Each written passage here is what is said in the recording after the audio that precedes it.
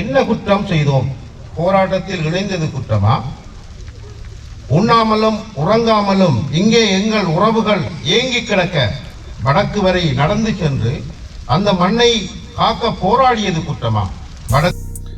Okay, இதை பார்த்தீங்கன்னு சொன்னால் என்ன நினைவு நாள்னு சொன்னால் அதில் போட்டிருக்காங்க வெறுகல் படுகொலை நினைவு நாள்னு போட்டிருக்காங்க. அது கீழே பாருங்கள் சகோதர படுகொலைன்னு போட்டிருக்காங்க. அதாவது வடக்கில் உள்ள விடுதலை புலிகள் கிழக்கில் இருந்த விடுதலை புலிகளோடு யுத்தம் செய்து அதில் மடிந்த கிழக்கில் உள்ள விடுதலை புலிகளுடைய நினைவு தான் இந்த வெறுகல் படுகொலை நினைவு நாள். இதை பார்த்தீங்கன்னு சொன்னால் இன்றைக்கு அந்த நினைவேந்தல் நடைபெறுது. அந்த நினைவேந்தல் தான் இன்றைக்கு பார்க்க போகிறோம். வாங்க போயிட்டு கொண்டா பார்க்கலாம்.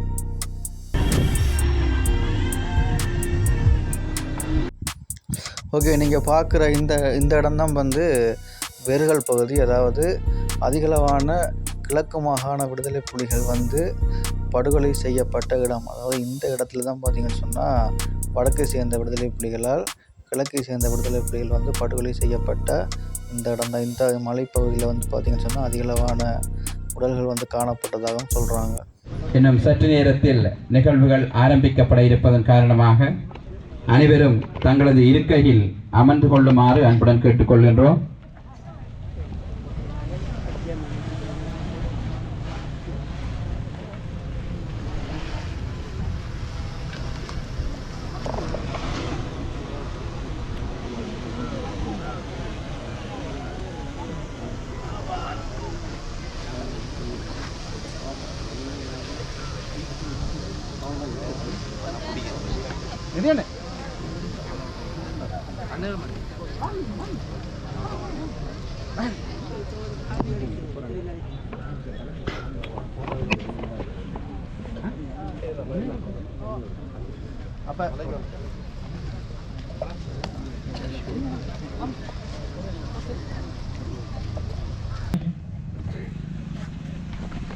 பிரதி தலைவர் செயலாளர் உட்பட இந்த சம்பவ களத்தில் இருக்கின்ற முன்னாள் போராளிகளான கோமதன் என்று அழைக்கப்படும் வடமதன் கமலேஸ்வரி, சாவித்திரி என்று அழைக்கப்படும் சோமசுந்தரன் ஜீவா அவர்களையும், தலைவர் பணிக்குழு உறுப்பினர்கள், செயற்குழு உறுப்பினர்கள், உயிர்நீத்த உறவுகளின் தாயாரான கந்தையா பசுவதி மனோராஜ் என்று அழைக்கப்படும் 5ஆம் வட்டார நகரை சேர்ந்த கந்தையா பத்மநாதன் அவர்களையும் அன்பாக அழைக்கின்றோம்.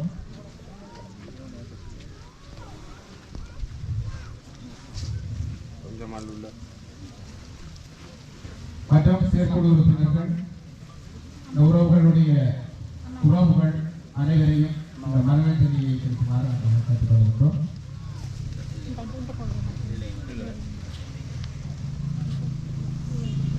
இந்த பிரதேசத்தினுடைய அமைப்பாளர்கள், பிரதேச இணைப்பாளர்கள், தமிழக விடுதலை புலிகள் கட்சியினுடைய சாமிய குழு உறுப்பினர்கள் அனைவரையும் இந்த நிகழ்விலே கலந்து சிறப்பிக்குமாறு கேட்டுக்கொள்கின்றோம்.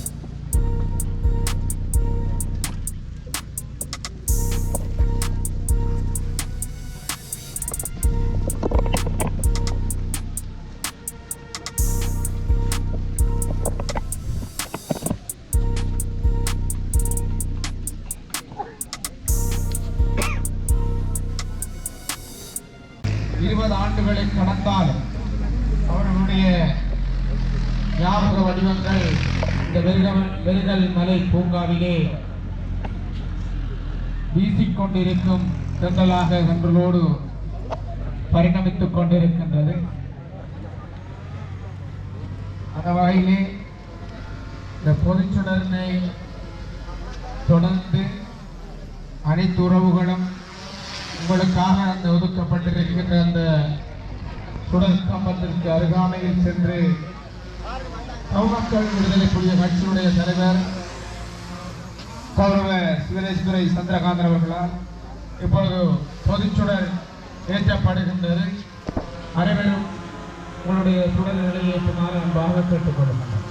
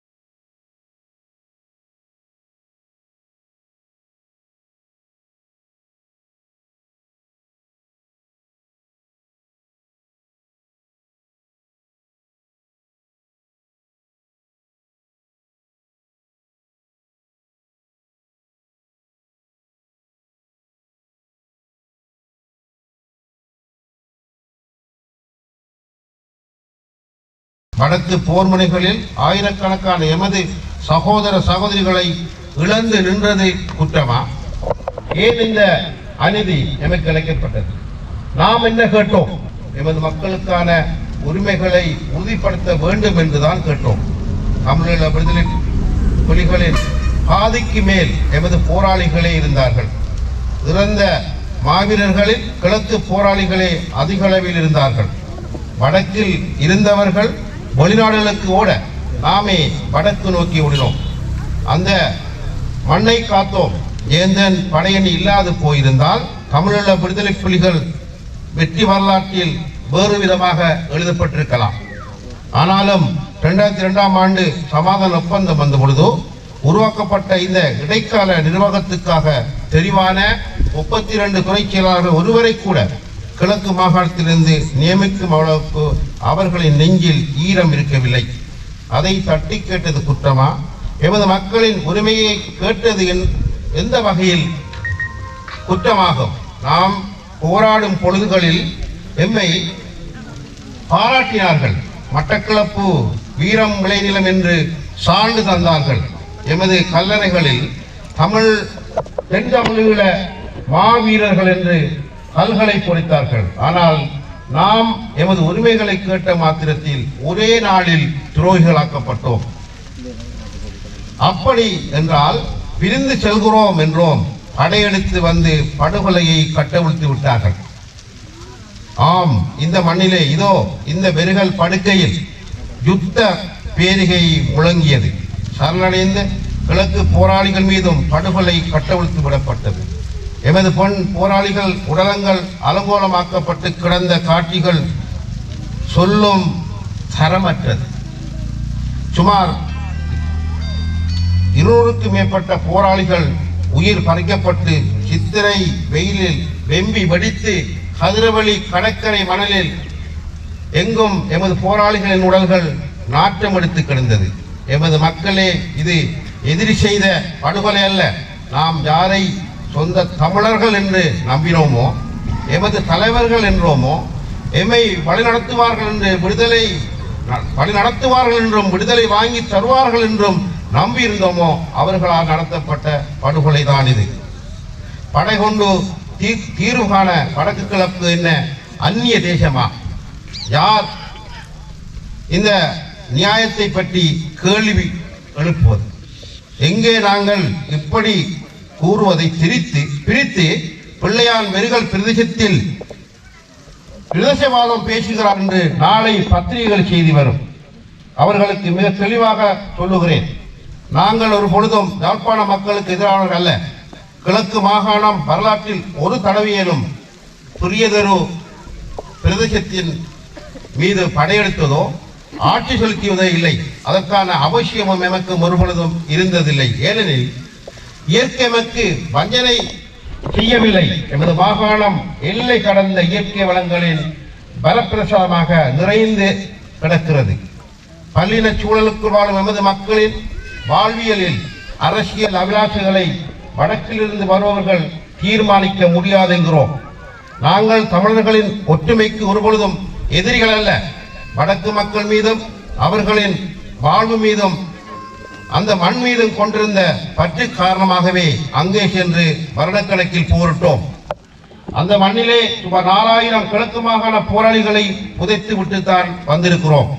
ஆனாலும் தமிழ் மக்களின் விடுதலை என்கிற பேரிலே வடக்கிலிருந்து வரும் புதிய எஜமான்களை எங்கள் வாழ்வை தீர்மானிக்க நாங்கள் அனுமதிக்கப் போவதில்லை என்று சொன்னதற்காக எங்களை படுகொலை செய்தார்கள். எமது கல்விமான்களை கொன்றொழித்தார்கள். ராஜன் சத்தியமூர்த்தியை சுட்டார்கள். கின்ஸ்லி ராஜநாயகத்தை சுட்டார்கள். மட்டக்களப்பு சிறைச்சாலையிலே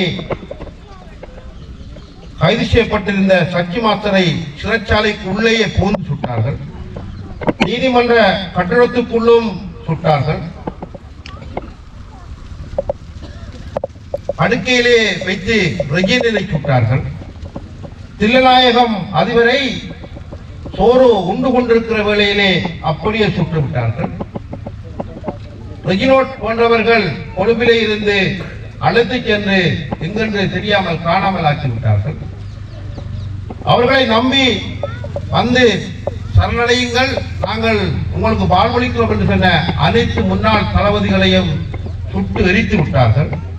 இதனால் தான் இந்த வெறிகள் படுகொலை எவ்வளவு அகோரமானது இருந்ததோ அதைவிட அகோரமாக நாங்கள் வடக்கிலிருந்து கிழக்கை துண்டிக்க வேண்டும் என்கிற வேணவா எங்களை ஆட்கொண்டது. அதனால்தான் அந்த சித்திரை மாதம் எனக்கு கிழக்கின் தனித்துவம் நோக்கி ஒரு புரட்சித்தியை எங்களுக்குள் மூட்டியது. எனவேதான் அதனை சிவப்பு சித்திரை என நாங்கள் விളിக்கிறோம். இத்தனைக்கும் பின்னதான் நாம் பிரிந்து சென்றோம். எமக்கான மாகாண சபையை நாமே உருவாக்கினோம். ஆனாலும் அதிலும் சதி செய்தார்கள். தங்களுக்கு கீழ் இல்லை என்றால் மட்டக்களப்பால் எக்கேடு கெட்டு போகட்டும் என்று ஒற்றுமை வேஷம் போட்டு எமது வாக்குகளை கொள்ளையடிக்க வந்தார்கள். சம்பந்தர் வந்தார், சித்தார்த்தர் வந்தார், ஆனந்த சங்கரி வந்தார், அடைக்கலநாதனும் வந்தார், சுரேஷ் பிரேமச்சந்திரன் வந்தார். இப்பொழுது கஜேந்திரன்கள் என்ற போர்வையிலையும் வர தொடங்கியிருக்கிறார்கள். இவர்களெல்லாம் இங்குள்ள மக்களின் பிரச்சனைகளை வைத்து அரசியல் லாபம் தேட முனைகிறார்கள்.